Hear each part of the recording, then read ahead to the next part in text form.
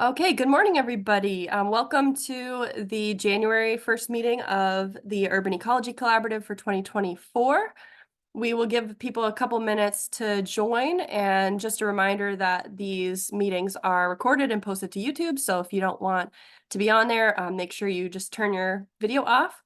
Clara's putting a little something in the chat about introducing yourselves. We are the Urban Ecology Collaborative.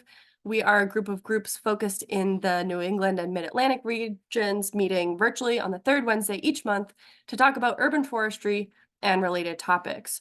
We have a Google Groups forum, so you can share about upcoming events, research, jobs, and urban forestry related topics.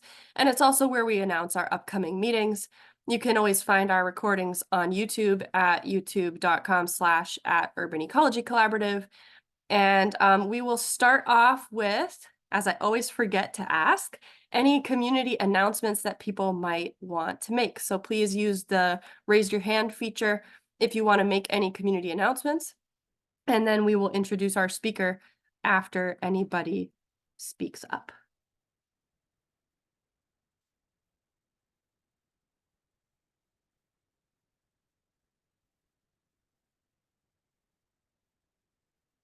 All right, I'm not seeing any hands, so we can maybe get right into introducing our speaker. If you have an announcement that comes to you during the talk, you can raise your hand and talk about that at the end after the discussion.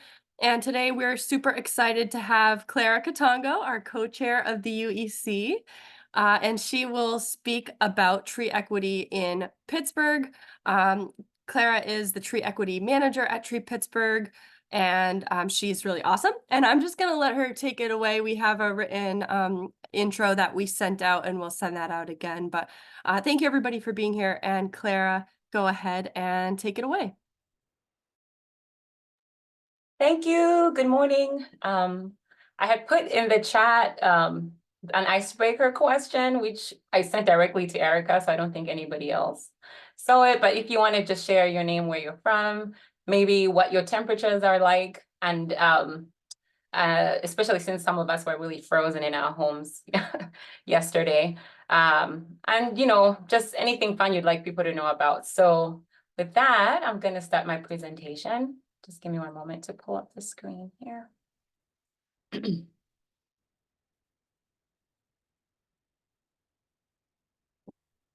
All right, here we go. Just let me know if you can see that clearly, Erica. Yeah, we can see it. Looks good to me. Okay.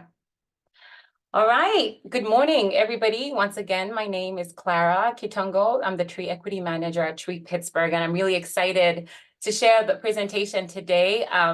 As Erica shared, I've been at Tree Pittsburgh for about 3 years. I started in February of 2020 as the One Tree Per Child Program Manager, and that's a program that actually focuses on engaging youth in tree planting projects and environmental education, and really gets them deeply involved in transforming their neighborhoods and specifically their schools.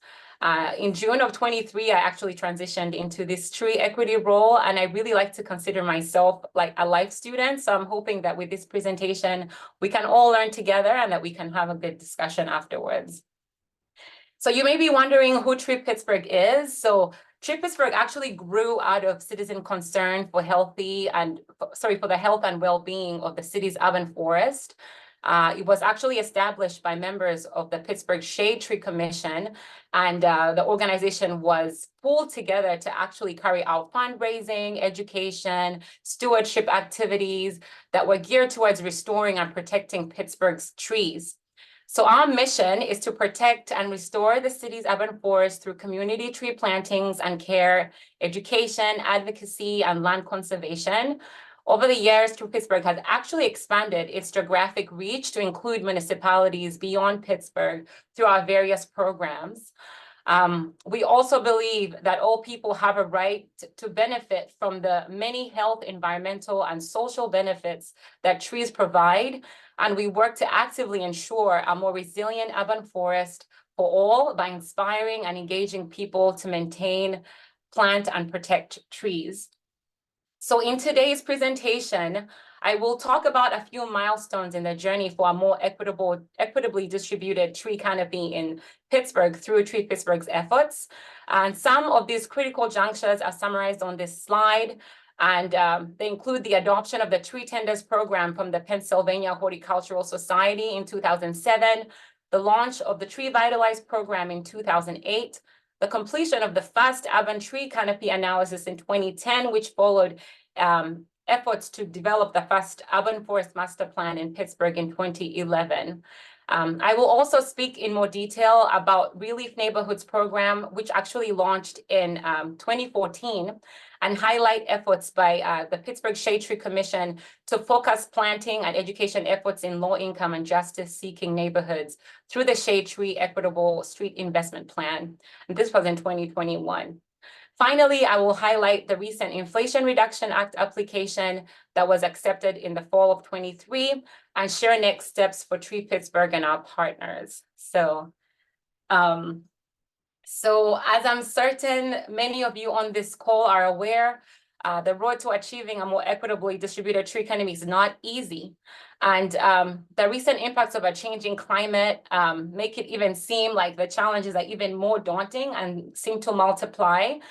Just yesterday, we had below freezing temperatures in many parts of the US, and I was reading this morning that pipes were busting in Colorado because now they're getting temperatures in the 50s. So, you know, the move to put trees in as we battle with climate change just makes this an uphill battle. But the good news is all the people on this call are not where we take on challenge, and we're hopeful, which is why we stay doing this, you know, grinding work every day. You know, a report from the from Penn State University's Department of Meteorology and Atmospheric Science shared that Pittsburgh will look like Knoxville, Tennessee by the mid-century, and Jonesboro, Arizona in 2080, which to me just seems something like I can't even imagine right now. At the same time, many of the constituents that we serve at Tree Pittsburgh live within urban environments. This chart from the EPA here shows something that we all already know through practice. Cities are heat islands. These sprawling concrete jungles without enough green spaces and designated from previous land use patterns find that, you know, temperatures in the cities end up being even 3 times or 4 times much greater than what people are experiencing in urban, in suburban and rural areas in the hot summer days that we experience. Other data has also predicted that other data has shown that the annual precipitation in Pennsylvania has actually increased by 10% over the last century. So many areas that we serve are, you know, have a lot of stormwater, flooding, or landslides, so many, you know, challenges beyond just the canopy. So please allow me to take you through this brief outline that I had shared previously about the timeline of Tree Pittsburgh. As I shared prior, we grew from the Shade Tree Commission, just wanting to respond to this challenge that Pittsburgh is facing. There was actually a report from Carnegie Mellon University that showed the discrepancy in the urban forest, showed that areas that had the more low-income communities also had the lower canopy and had the trees that needed a lot more care, that were not really doing well. So the Shade Tree Commission came together to really organize Tree Pittsburgh in 2006. And then there was the launch of the Tree Vitalize Pittsburgh program. And this is actually a collaboration between the Western Pennsylvania Conservancy, Tree Pittsburgh, the city of Pittsburgh, and a lot of the funding for this program comes from the PADCNR. And so a lot of this program is focused on planting street trees, and anybody can really apply for this program. And typically before they do it, they have to be a tree tender, which is, you know, one of the bigger programs that Tree Pittsburgh launched in 2007.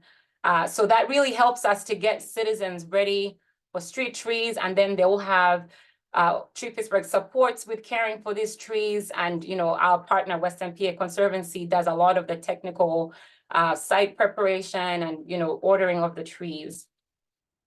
Then in 2011, we launched that Urban Forest Master Plan that I shared, and this was actually based on tree canopy analysis that was done in 2010.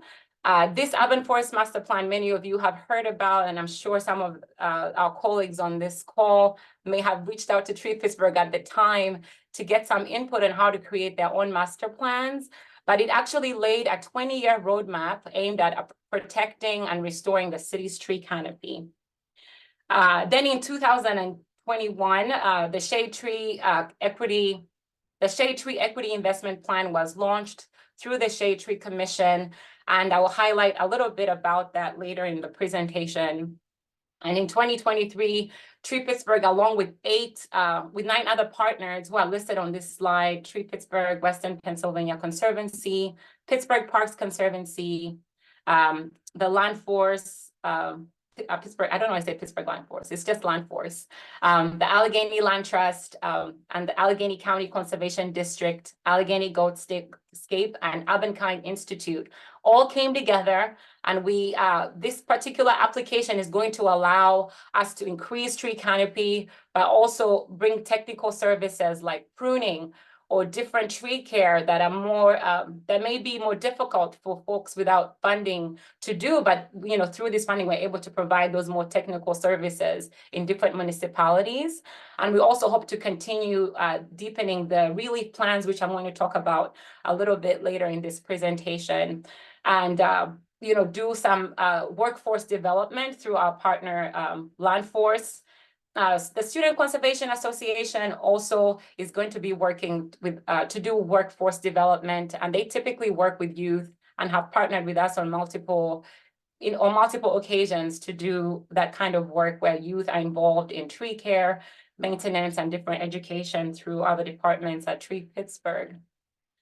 So beyond 2024, at least 2024 and beyond, we're really determined to implement the Justice 40 funds that we've received, going municipality to municipality on multi-pronged approaches, doing tree adoptions, doing ReLeaf plans, bringing this technical support, hiring more folks, as a team with all these other partners to really have a big impact on what the urban canopy is going to look like in Pennsylvania. So what do we know about tree equity in Pittsburgh? Actually, in 2010, I've been talking about this this canopy analysis that was done, and this map on the right actually shows the distribution of canopy that came out of that report. But that report actually revealed that Pittsburgh's canopy is disproportionately centered in wealthier, predominantly white communities. Nearly half of Pittsburgh neighborhoods fall below the city's average of 42%. And of those communities, nearly half have poverty rates and African-American populations that are higher than the city averages.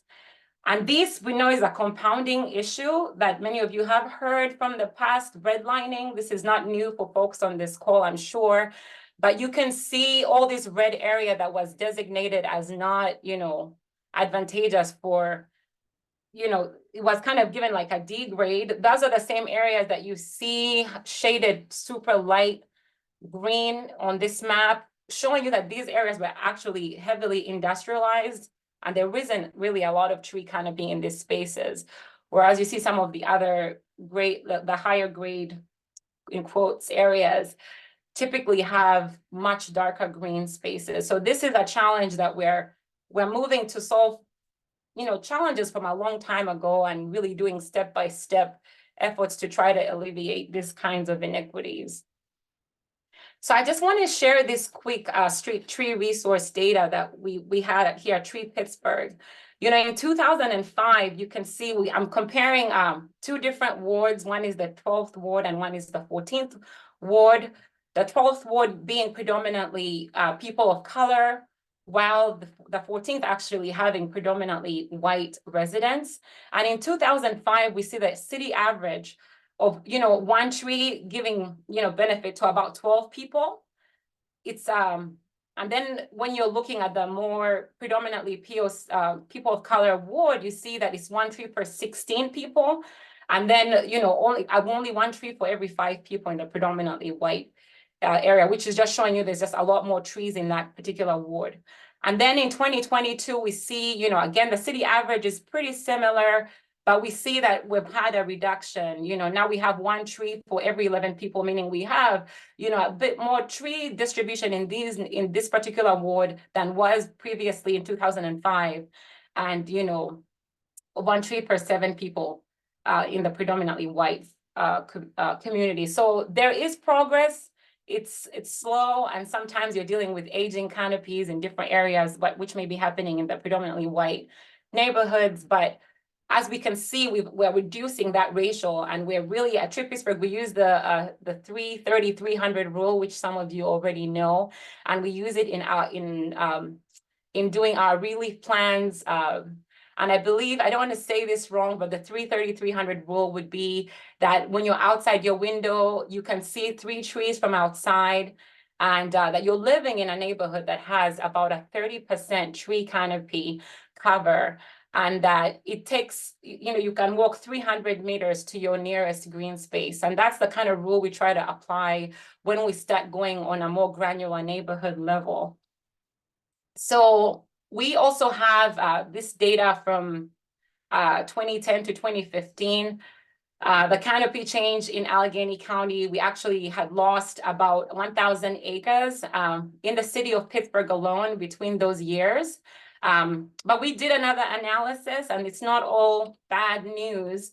But actually, our most recent data shows that Pittsburgh actually saw a net gain of 4 acres of tree canopy between 2015 and 2020. So something's working. These trees are growing, and the work that we've been doing all this time has benefit. So, you know, we're always dealing with development, diseases, and climate challenges that bring trees down. But there is a sizable increase in Pittsburgh, and we're hoping that, you know, with these efforts from the IRA, that this just continues to be an increase.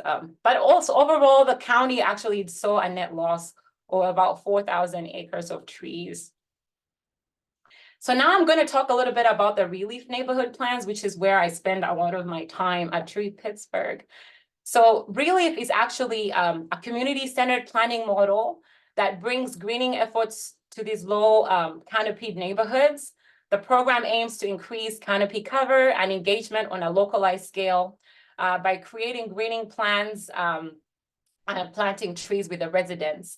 And once the plans are completed, Tree Pittsburgh does not walk away. We actually help in the implementation of these plans. And we really work in tandem with a lot of our partners from the city of Pittsburgh, the Shade Tree Commission, Western PA Conservancy, and a lot of other folks that I mentioned in the IRA. And we really want to strengthen the voice of the community and have them involved in this process. So ReLeaf actually takes neighborhoods through 4 different stages, or asks them these 4 questions that you see on this slide. 1, you know, what do we have? So our team really assesses the existing trees, green spaces, existing resources within the community. And so we start from there. What do they have? And then we ask, what do we want? So we then listen to community members and define their wants and needs for protecting and growing their neighborhood trees. And this could be through door knocking and asking questions, completing surveys, tabling at different events. And really, we work with a steering committee of people that help us guide this process and can let us know what's happening in the neighborhood to really bring those ideas that are true to what the community wants.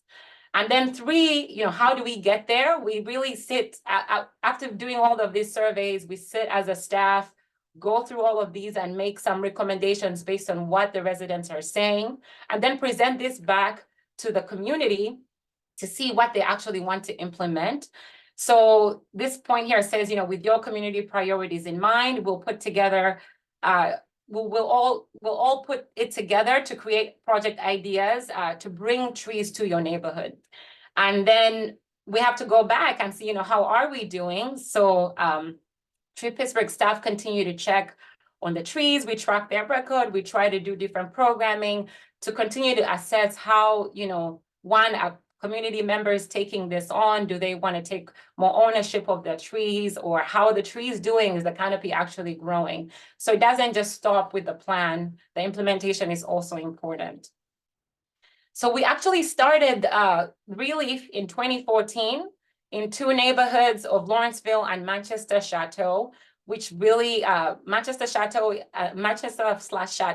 are literally on the highway. If you could see that gentrification map in the red area, Manchester and Chateau are really right in the middle there. So a lot of this area experienced a lot of heat island challenges even as early as 2014 and before. So it was one of the neighborhoods that we started engaging residents in. And then in 2019, we moved into Hazelwood, greater Hazelwood area.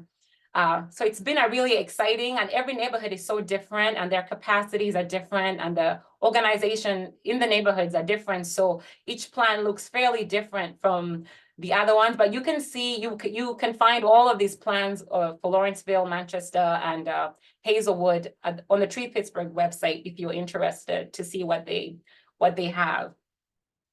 So I just want to interject as I talk about ReLeaf to talk about the Shade Tree Commission Equitable Street Investment Strategy. So the goal of this strategy was actually to identify low-income, low-canopy neighborhoods and really focus education support to increase the awareness and value of the urban forest, develop tree care infrastructure, plant trees, but really focusing like what are these top areas that we need to be focusing on. And through this particular investment strategy, 10 of these neighborhoods were identified. And we've already, I think some of them we had already done work in, so they don't appear on here. But you can see here, we have Arlington Heights, it's about 60%, Bells Hoover, which is right down here, California Kirkbride, Homewood is right here in the top right. They have some parts of the neighborhood that have 19% tree canopy. And, it's interesting. Bells Hoover has 49%, and it could be like, oh, wow, why did you pick that one? But actually, it's because there's a huge park in Bells Hoover. If you can see this green area here, that's a huge park. But when you go through the rest of the neighborhood, they really have no trees on the streets. And unfortunately, in some cases, no sidewalk either. So it's really difficult to see how to target spaces in those communities. But Tree Pittsburgh actually we actually took on these neighborhoods to continue to do more deeper work, and actually did ReLeaf plans, are doing ReLeaf plans currently in Bells Hoover, California Kirkbride, and Homewood. So I'm just going to highlight just one neighborhood with my work, and then I have a couple of pictures from the other ones. So this is California Kirkbride, that in 2015 had about a 26.8 tree canopy coverage. And then in 2020 was about 26.75. So a little bit of an increase. But then of course there's always losses and gains, even as you're having, life is happening at all times. But we can see this big black building here in California Kirkbride is actually a US Postal Service. And you'll see later in the maps, kind of the impact of just this one building in the neighborhood. And then up here is a cemetery, which was where most of the green spaces are, but all these little red areas are residents housing, and people really don't have trees on their street. So we've been collecting some, we've been doing some deeper analysis, and I was talking to Erica about this earlier. We're using the heat sensitivity maps that are on ArcGIS that help us to see kind of where the average kind of temperatures that you're looking at in the summers. And this particular one is from the summer of 2022. And it was just, our staff was really shocked to see, wow, this post office is providing a lot of heat in the neighborhood. And, that could be an easy way for intervention there by really focusing some kind of work in that specific with the post office. But then, the highways are not also producing, there's a lot of traffic, all these rail tracks, all of that is contributing to this intense heat in this area. So we use these maps when we're going to the neighborhoods, we're showing residents this information because then it can help them to understand what we're trying to do, why we're targeting certain areas, and kind of bring them into the conversation. Sometimes we're asking people, where do you live, or how do you walk to work in this neighborhood? So you can even start to understand what are people experiencing in their neighborhood in terms of heat when they're trying to commute to go to work or anything like that. So actually this past fall, we started to target plantings in those particular hot zones of California Kirkbride. The post office is right down here on my map.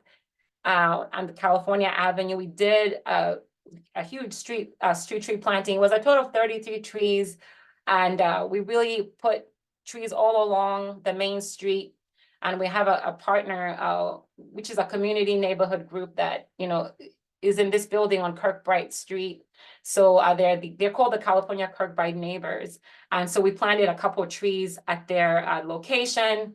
And we're really, really grateful to have partners like that. Specifically, there's one lady, her name is Miss Debbie. All of us know her at Tree Pittsburgh, and shout out to all my Tree Pittsburgh folks who have joined this call today. We really work closely with her to organize tree plantings. And in fact, we also planted a couple of trees in this area here, which is actually a little community park that has, they've taken over. They have some play slides and some play equipment there for kiddos, and they wanted to have some trees planted for the holidays. And so I just wanted to share a couple of the activities that we do, beyond just doing the maps. We do some tree adoptions, and that's Laurelyn with Miss Debbie, and doing a lot of folks coming out to adopt trees in the neighborhood. We've done tree tender certifications. My colleague Kelsey Munzik, who is also on this call, really is really big on making sure that we have tree tenders in the community. And then Maeve does a lot of the education for the trees. And also we support in such events as trash pick cleanups, because sometimes you just have to show up in a different capacity to show that you care beyond just pushing your own agenda into the community. These are just a couple of pictures of the tree plantings. This fall, we had students from the University of Pittsburgh showing up. We had community residents. And up here in the top right, we have one of our funders. Actually, they came out with some of their staff to kind of plant trees with the community, and Miss Debbie is right there. So, and this is also Miss Sherry. We planted right by her street. She was really looking forward to those trees. So it's really always good to see what on the ground you're doing and have the community involved along the way. It's really very encouraging. I also want to highlight Bells Hoover just in photos. We've been working with a group called Frogang Foundation, which Frogang is, an organization that is working to empower young Black girls and have them really love their natural hair. So they do many different activities. They have the girls involved in sleepovers. They do all kinds of fun stuff. And they invited us to do some education with them. So here we have my colleague Maeve doing a tree ID walk. We walked in McKinley Park with these young ladies, and we're doing some tree ID and making sure they don't catch any, they don't touch the poison ivy, but they were really excited to do that and be out. And then we also showed up, in terms of tabling and being in the community. We went to their Halloween candy giveaway. So that's us giving them candy. And then we also showed up to an opening. They were doing like a mural opening in the back, and we just showing up is kind of caring in a way beyond just, again, the trees, and that really helps us to build that trust in the community.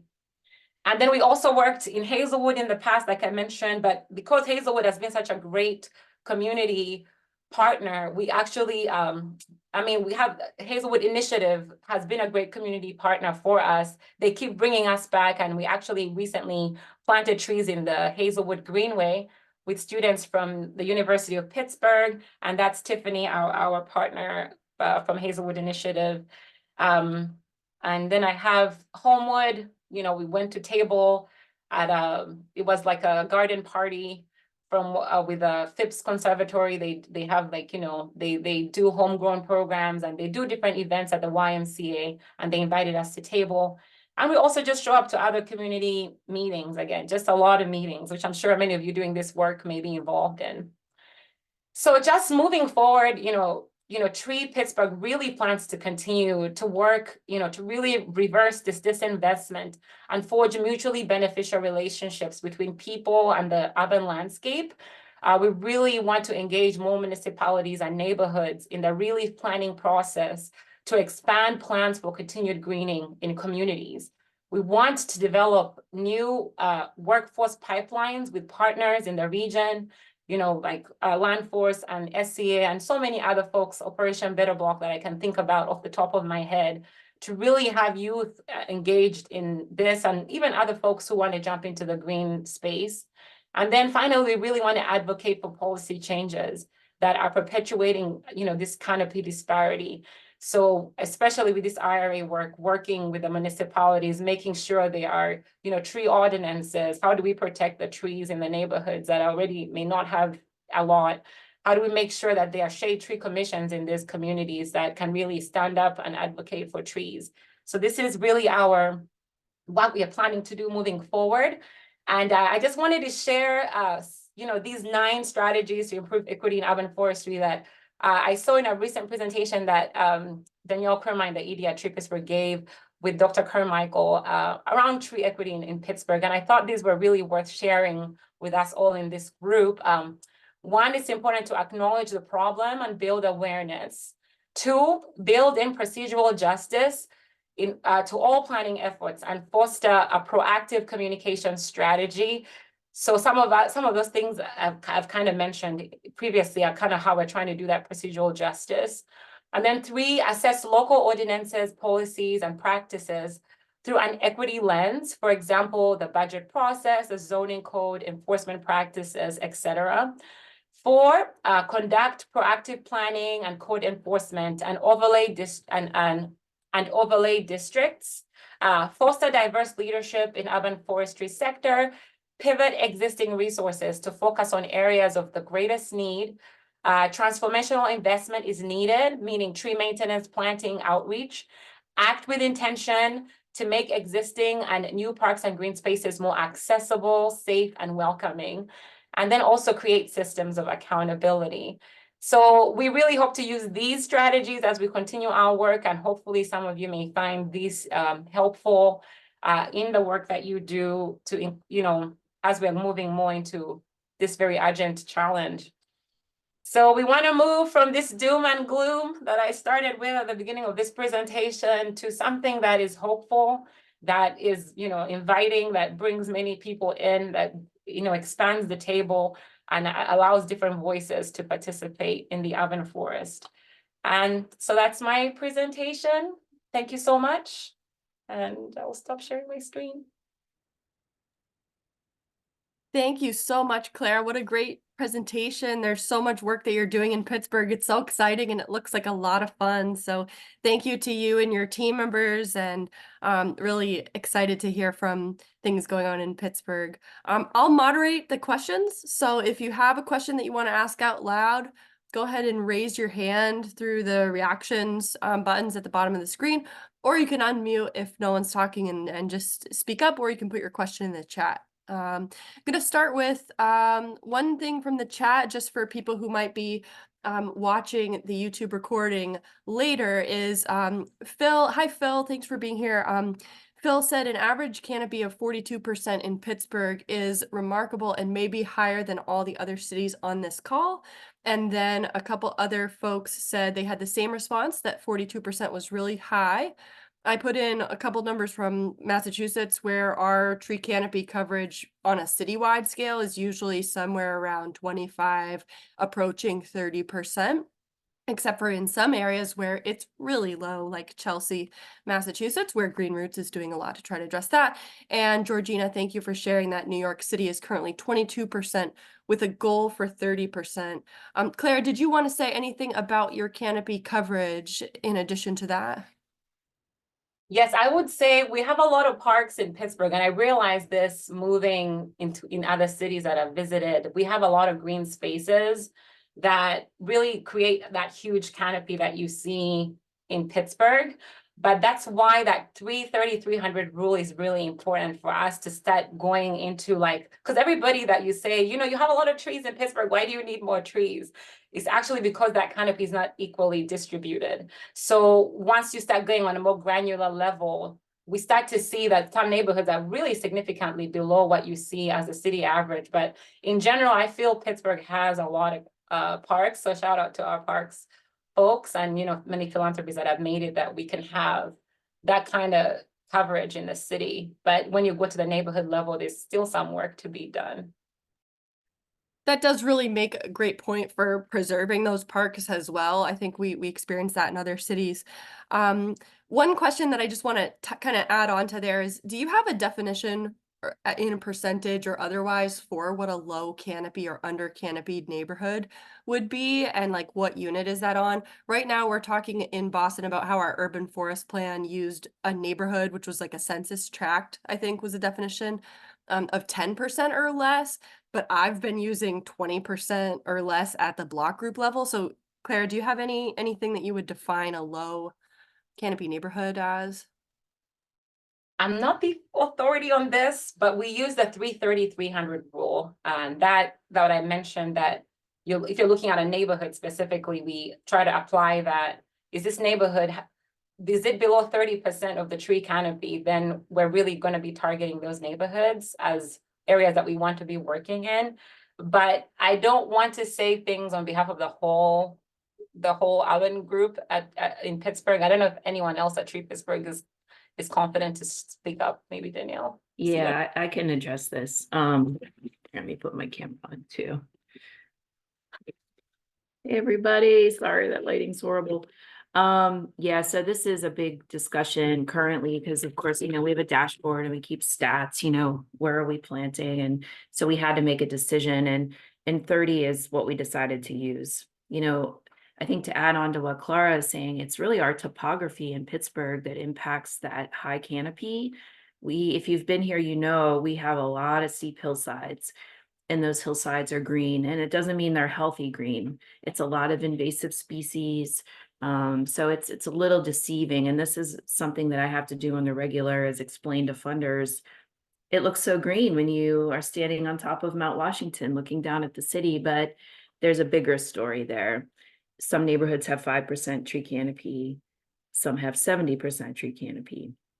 So as Clara said, it's really honing in at the local level and making sure that everyone has that 30% number. Thank you so much. Those are really great answers. And I think we're going to look at that 330-300 rule as well, starting with that 30%. Because that is a great place to start. So thank you for sharing that. Georgina asked, can you give an example of procedural justice in planning efforts? That is a great question. I'm going to have to follow up with you on that. But I think part of what I think from our perspective is just how do we come up with the plans? How do we make sure that the community is actually involved in those plans that we're creating? So that may involve getting feedback from the steering committee folks about what we need to be even including in the actual survey that's going out to the neighborhood. And, then coming back with whatever plans we have come up with to get feedback from the folks in the neighborhood, to make sure that we're actually aligning with what makes sense from their lived experiences. That is the best that I can answer right now. And I apologize. I probably need to, like I said, I'm a student learning, so I probably need to do some more research, but those are the main areas that I can see that applying in ReLeaf currently. That's great. And yeah, at the World Forum for Urban Forest, there was a group from Canada. It's like a father-daughter team. I forget what their names were. Maybe someone can put it in the chat, but they gave a presentation and included procedural justice. And I think they got asked a similar question of like, what's a concrete example? And answered that it would probably be different depending on exactly the situation. Great. Okay. So then there's two comments that are kind of, one's up higher and one's lower, but I'll ask them together. You can work with owners of parking lot heat islands like the Postal Service to break them up, and that has a question mark after it. And then someone said that for the post office, has the USPS been receptive to contributing money towards planting trees around the perimeter? Other thoughts include green roofs, preferably, or at least a reflective white roof to mitigate local heat island effects. So I guess, Clara, to ask for your kind of response on like how you work with these types of landowners to break up urban heat islands. And I'll throw in one little thing from Boston that at Boston University, Lucy Hutira recently gave a talk. The white roofs are the fastest way to mitigate urban heat island effects on public health. So it's a lot faster than trees, but it's one of those both and situations where you want the long-term solution and the short term to take care of everyone now and in the future. So Clara, go ahead with what you think about the post office. Well, first of all, we're about to approach them. We just completed the surveys and we saw this as good action steps that we could take. So like I said, we are literally writing the plan right now for California Curb Right. And we have a strategy to approach the Postal Service with this, how does that look, in terms of planting trees around, or even, the whole, having a white roof, because we don't do green roofs at Tree Pittsburgh, but I'm sure we can make those connections if they're looking towards that. So our plan next is to really approach them with the data that we have and make a proposal. We'll see how they respond, especially that question mark person probably has had some experience with this kind of entities. But our hope is that, presenting this and the need from the community will help us move in that direction of, having some alleviation. So we're actually just about to get into that process. So. Love that. That sounds exciting. Jillian asked, can you provide examples of communication strategies that foster this work? That's a good question. And if other people have ideas, please feel free to put them in the chat. But I personally, some of the things that we do is even just sharing on social media what we are doing in these communities and highlighting the partners that we are working with, as we do this work is important. Even showing up with flyers at like a local barbershop, or just making sure people in the neighborhood know what you're doing and you're not just kind of showing up with trees and then leaving. Those are some of the strategies that we've been using, or showing up to community meetings that are being hosted by our partners. Before, we used to do our own meetings, and we've been having some good success at the steering committee level, but when it comes to something that's more neighborhood and people just have different things that they're thinking about, it's been more advantageous for us to actually work with the community partner who is providing different services that may not even be connected to trees, but then showing up in those spaces and making sure people are aware of what's happening in their neighborhood and how they could get involved. That's so important, Clara. Yeah, definitely agreeing with, the idea of showing up and authentically showing up and being interested in other things in the community that aren't just related to trees. Sometimes have that struggle of like, why are you at this one meeting? It doesn't seem to relate to trees, but then you end up making connection with someone who's not involved in the urban forestry community, and they actually might gain a huge interest in that or be able to kind of merge missions. Great. The next question is kind of about Tree Pittsburgh and their staff. So I don't know if Clara, if you want to answer some of it, or Danielle, or anybody. Karen says, I would love to know more about your staff. How many people do you have? What are their expertises? That would probably take a long time to answer because you guys have a lot of great expertise. What did you start with compared to where you are now? I almost feel like asking Danielle to unmute herself again. Sure, Thank I'm you, happy Danielle. to. So we started with me. I was the original employee, and I do not have a tree background. So I hired a tree person right away. But this was it'll be 17 years this spring. And we quickly grew from there, building our education team and our tree tender program. That was next. And then slowly we kept adding support field staff. We initiated a nursery, which then, led to a nursery team. We finally were able to add a development person. Mara joined us right before the pandemic. We now have an orchard program. We have the tree equity manager. So we have 23 staff, give or take, and then some seasonal staff here and there. Now with the IRA, we're going to be building our team again. Outreach staff is really important because Clara can't go to we can't attend all the meetings, right? It's just humanly impossible, and it burns people out. So outreach is next, as well as a senior arborist to help administer tree care contracts. We have a campus, and now we have a facility person.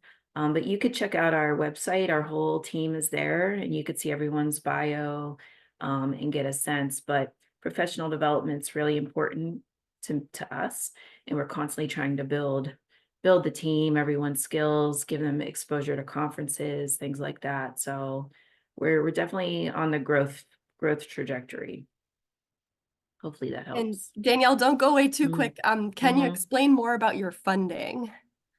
Yeah, so luckily for us, Pittsburgh is pretty rich in philanthropy philanthropic resources. So we have a lot of foundations, and Tree Pittsburgh has a pretty simple mission. So we've been successful in getting foundation dollars, big names like Richard King Mellon, Hillman, all these old foundations.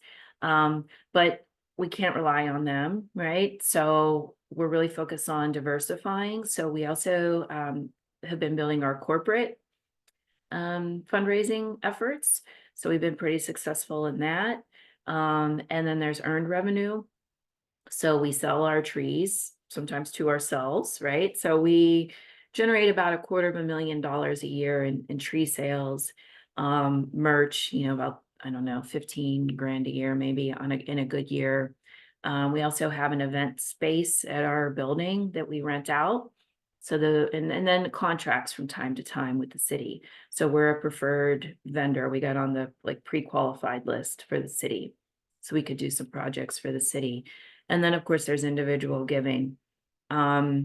Individual giving is down across the country. So this is a little bit more of a struggle, but that's the golden goose, if you will, because those dollars are unrestricted. We could use them to keep the lights on.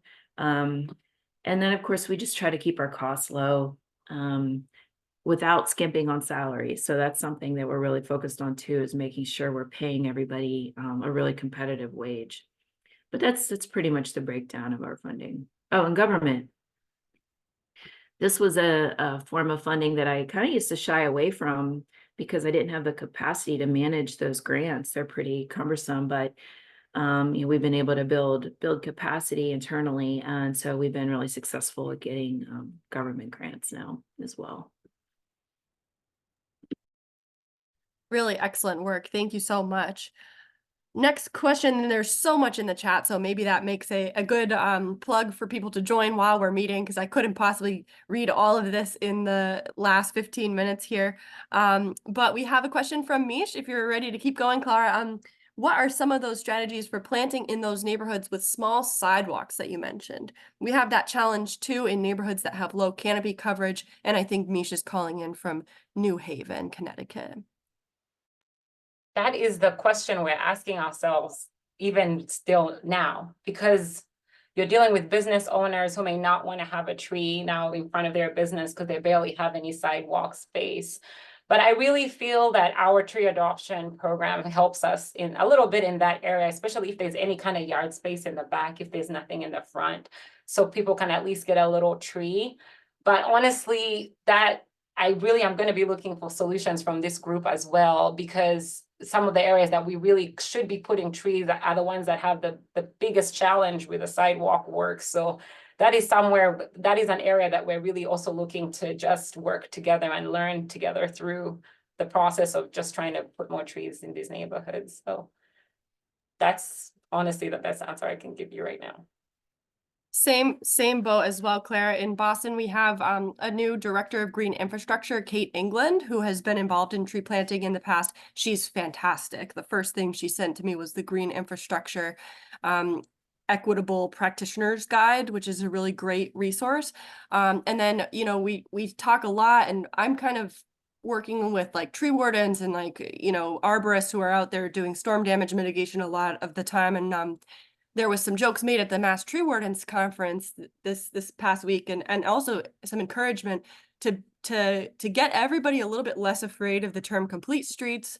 The UEC kind of had this really cool roundtable where we got really excited about sidewalks a few months ago. So I know there's definite interest in this as a topic, and I would suggest that we actually maybe make this a roundtable discussion, is little sidewalks. I think in Boston, our most under canopied neighborhoods are East Boston, which is like in the ocean, and Chinatown, which is very heavily developed. So when they're thinking of planting trees. It's not that the community doesn't want to plant and maintain them. It's just that the way that the development and infrastructure has been there, there is no space for trees. So we'll keep that going. And I'll mention, Karen is in Wheeling, West Virginia. Karen, I always love hearing from West Virginia and like the differences in the policy and everything. So thank you for being here.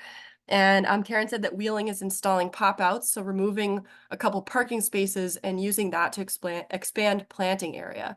There's a huge grant for improving the main street there. So that's good news.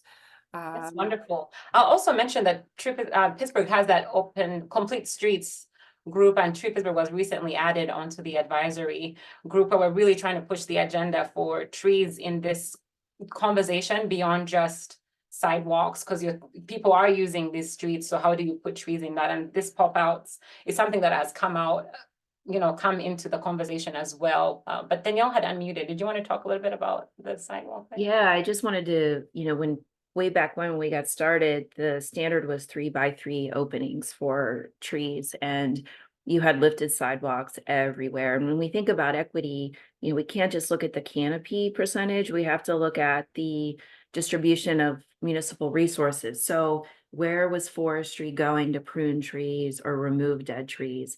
That was the other thing we exposed, is that you had way more dead trees in some neighborhoods. People just weren't going there, and the sidewalks were lifted. So then people ended up, they hated the trees. They didn't want trees at all. So one of the policy changes we fought for was the tree pit size, right? So now it's 3x10 minimum, which, we'll take it.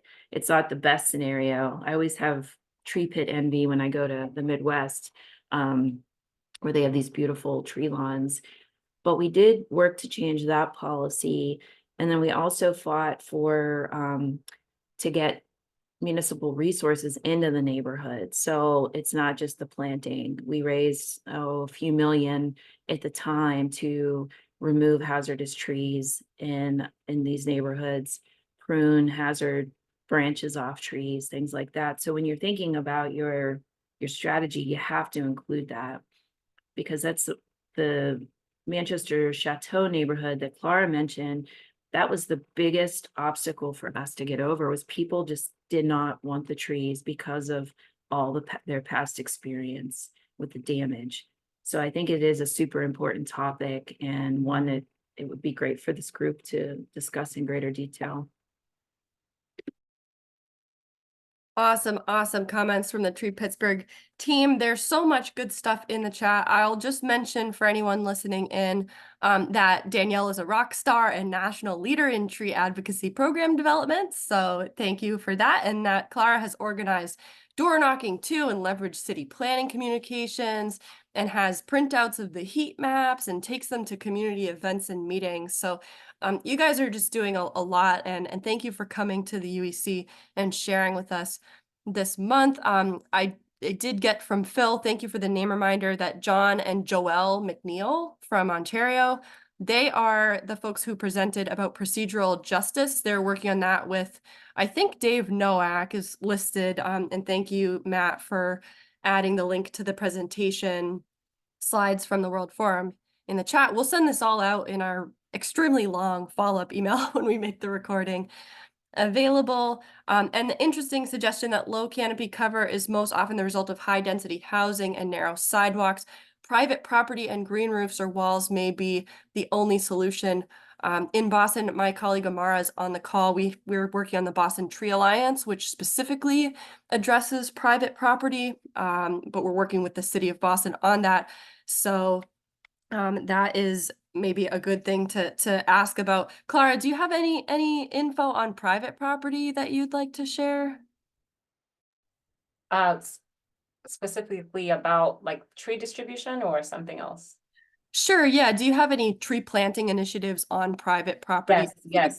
That is the tree adoption program, which I did not highlight as much as I need to. It's a very dynamic program that pushes out in the thousands of trees on a yearly basis. And these trees all go to private resident, or, because that's where most of the canopy is lost, is on private property. So We give away 2, even up to 3 or 4 trees sometimes per household.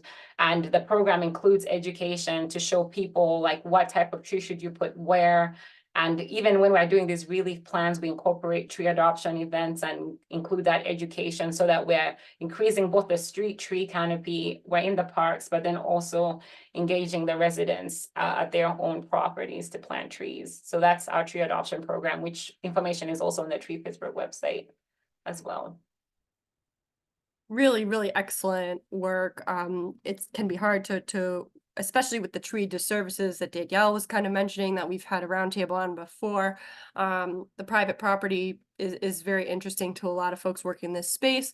I wanted to just mention the one last question. I know we only have a couple minutes left, and I want to make some time for any community announcements and let people know about our next meeting. But Karen was asking about wording in planning codes to help improve equity. Because that usually ends up being based on tree percent cover. So the example is our city code states things like new development needs to have the same percent tree canopy cover as was present prior, but it continues the problem. So suggested wording, and Georgina provided something from New York City that we'll send out. But any wording that you think could be useful, even if it's not currently in place in Pittsburgh? I will have to follow up on that. I don't want to, I can check with because we work very closely with the city forester in Pittsburgh. And the Shade Tree Commission has done a lot of some of the code that the city uses. So I would have to, I could send this in the follow-up email, but because I'm being recorded, I want to make sure I say things right. So I will just make sure that we send correct information to folks, if that's okay. I see Danielle unmuted if you want to. Yeah, the Shade Tree Commission is addressing this topic as we speak. I think they're putting together a committee and they're going to be looking at all the code. That sounds great. And then one more late question from Mia. Curious if Tree Pittsburgh addresses any other urban climate issues via tree plantings in addition to urban heat, like stormwater. That's a great question, Mia. And hey, Mia. I know we're getting into some of that work. We recently have been doing a project with a Resilient Cities Catalyst, and they have some they have some models that they've been working with the city of Pittsburgh with to just talk about definitely around just climate resilience. And we are trying to apply some of the work that they're doing into the ReLeaf planning to see kind of what are the actual climate challenges that this neighborhood is going to be facing beyond the trees. Now, we would typically have to bring in other partners like Upstream or just other design groups, because we don't do things like the bioswales or, that kind of thing we don't really do. So we have to partner with other folks, but we really do bring the tree planting and that care aspect and the planning aspect. So I hope that's helpful. Mia, I see. That is great. And I see some folks thanking everyone. Thank you, everybody, for coming and asking so many great questions today. Clara, amazing job. UEC is the place to be, especially when you are presenting and sharing about all the great work that you do in Pittsburgh with the community there.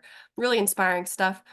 Just to let folks know, our next meeting is going to be Wednesday, February 21st, and we are expecting to have Ian Olson from the Broadway Mall Association in New York City.